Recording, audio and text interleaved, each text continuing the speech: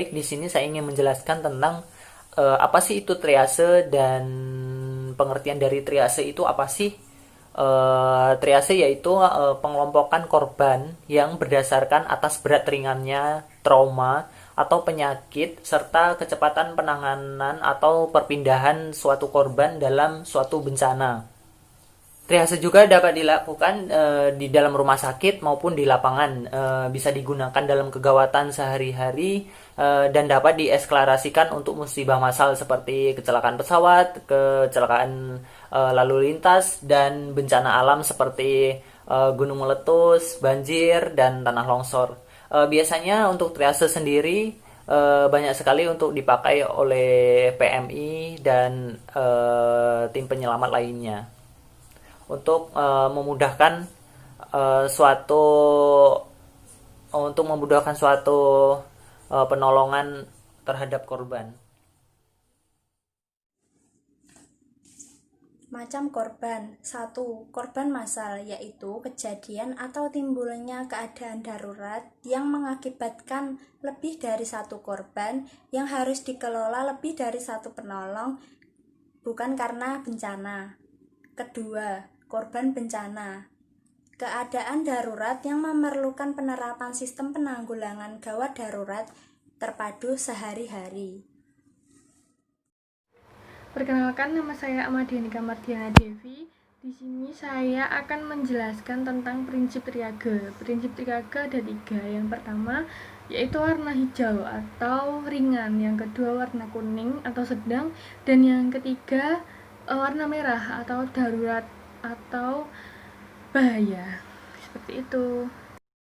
Biasanya dokter men-screening terlebih dahulu atau menggolongkan pasien mau digolongkan di prinsip yang mana, hijau, kuning, atau merah, yaitu ringan, sedang, ataupun berat. Tidak hanya di UGD, prinsip ini bisa digunakan saat kebencanaan atau terjadi bencana. Dalam kondisi bencana bisa dilakukan basic life support. Jadi basic life support ini bisa dilakukan oleh calon perawat maupun calon dokter, tidak hanya dilakukan oleh dokter atau perawat profesional. Pada kondisi bencana, perawat akan melakukan screening terlebih dahulu berdasarkan kegawat daruratan. Jadi dipilih pasien mana yang bisa dilakukan tindakan di tempat itu juga atau dirujuk ke rumah sakit. Demikian penjelasan prinsip triage dari saya. Terima kasih. Baik, di sini saya akan menjelaskan tentang prioritas dalam triage. Adapun prioritas dalam triage merupakan pemilihan korban atau penderita ke dalam kategori. Kategori dalam triase ini dibagi menjadi 4 warna, di mana warna-warna tersebut memiliki artinya sendiri-sendiri untuk dijadikan sebagai tanda. Adapun warna-warnanya yaitu hijau, kuning, merah, dan hitam. Selanjutnya, prioritas triase dalam bentuk warna, yaitu untuk prioritas pertama yaitu warna merah. Warna merah ini merupakan untuk korban yang memiliki keadaan mengancam jiwa atau mengancam alat vitalnya.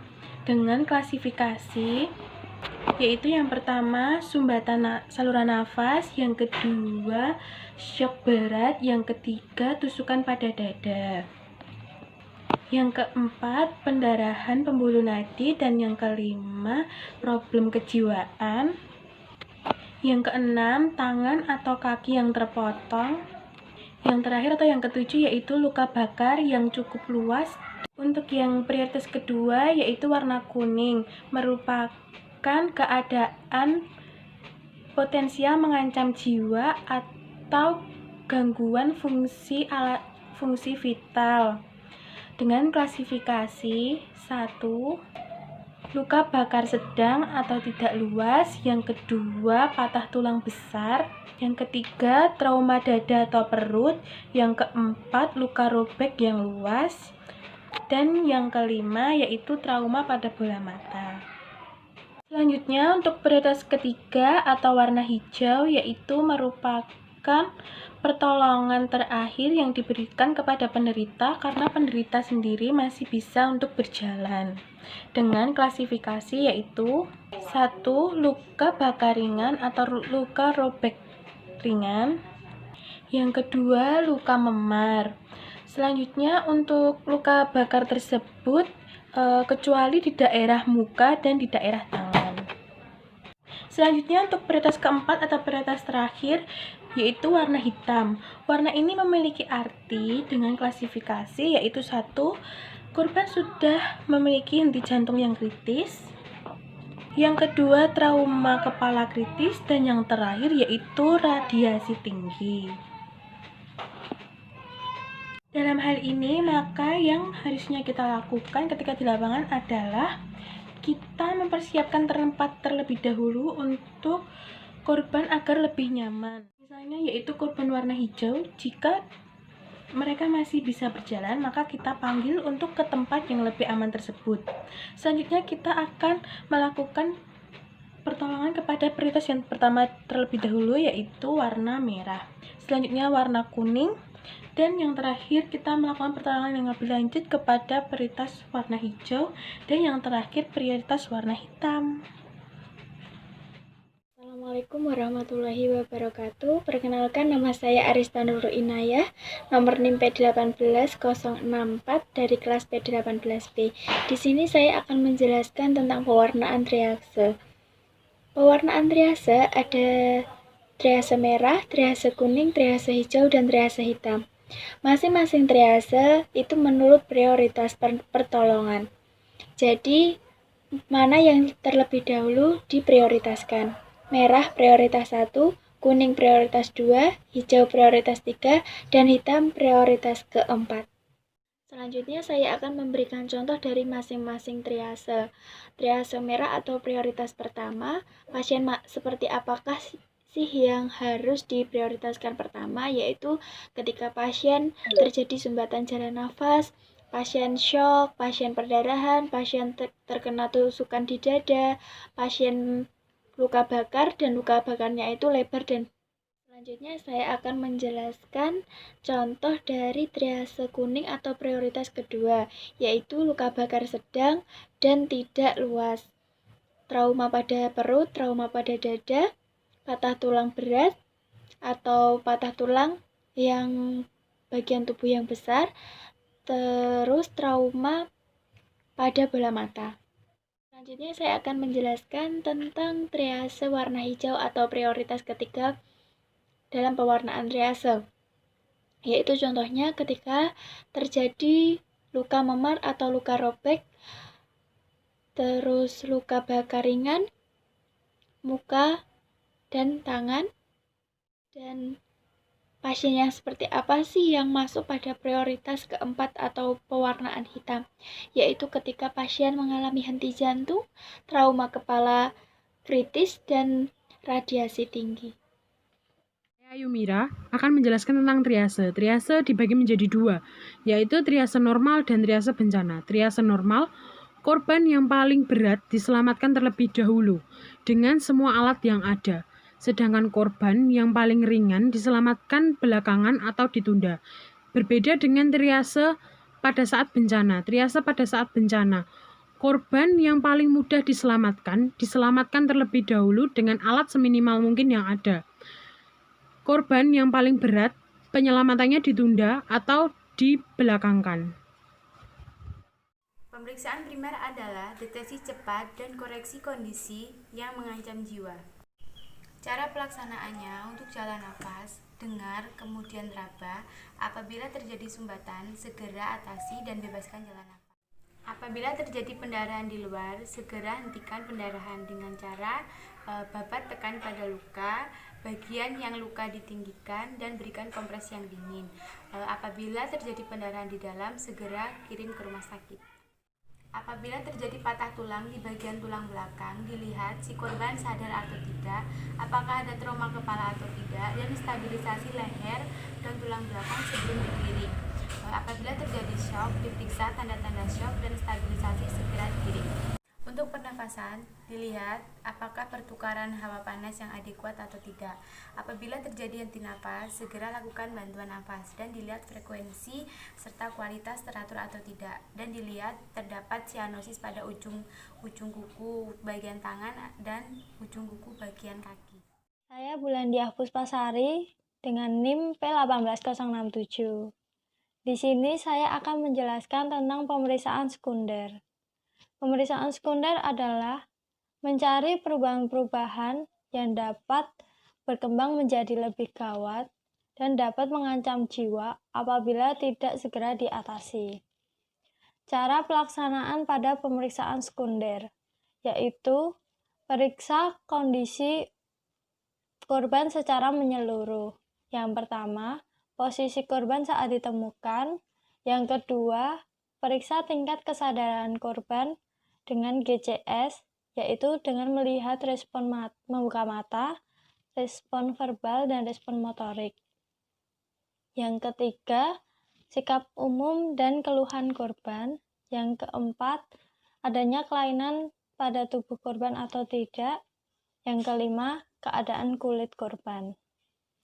Pada pemeriksaan kepala dan leher, periksa rambut, kulit kepala, mata, hidung, mulut, dan telinga korban. Dan lihat ada atau tidaknya kejang otot pada korban. Dan pada pemeriksaan dada dan perut, kita harus menginspeksi, palpasi, perkusi, dan auskultasi. Lihat ada luka di dada atau tidak, kelainan bentuk, atau perut tegang atau tidak. Dan pada pemeriksaan anggota gerak atas dan bawah, lihat adanya luka atau tidak, bengkak atau nyeri untuk bergerak atau tidak. Perkenalkan, saya Denitya Anggi Pusparatih, NIM P18069. Untuk yang terakhir, saya akan menjelaskan tentang label dan identifikasi dalam pemberian triase. Label dan identifikasi dalam pemberian triase. Yang pertama, kita harus melakukan identifikasi. Kita melakukan identifikasi kepada korban atau pasien, apakah kondisinya mengancam nyawa atau tidak. Kemudian setelah kita amati, setelah kita identifikasi, kemudian kita bisa memprioritaskan apakah korban atau pasien tersebut masuk dalam prioritas pertama atau prioritas kedua, prioritas ketiga atau prioritas keempat. Saya akan mereview ulang materi sebelumnya tentang prioritas. Prioritas pertama yaitu emergency, yaitu pasien yang mengancam nyawa yang memerlukan evaluasi dan intervensi segera. Biasanya diberi label atau triase warna merah. Kemudian prioritas kedua yaitu urgent, yaitu pasien-pasien dengan penyakit akut yang biasanya diberi label warna kuning. Kemudian ada prioritas ketiga yaitu non-urgent, yaitu pasien yang biasanya dapat berjalan dan dengan masalah medis yang minimal. Biasanya diberi label dan atau triase warna hijau. Kemudian yang terakhir prioritas keempat yaitu kasus kematian, yaitu kita beri label warna hitam. Kemudian setelah kita memprioritaskan, tujuan dari memprioritaskan yaitu untuk mempermudah kita dalam kita menolong korban atau menolong pasien tersebut, sehingga dalam pemberian pertolongan kita benar-benar sudah tahu mana yang akan kita tolong terlebih dahulu atau yang benar-benar memerlukan pertolongan terlebih dahulu. Cukup sekian penjelasan dari saya, sekaligus saya menutup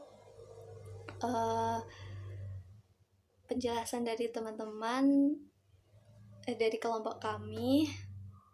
Di sini kami juga dalam proses belajar. Apabila ada kurang lebihnya, kami mohon maaf. Billahi taufiq wal hidayah. Wassalamualaikum warahmatullahi wabarakatuh.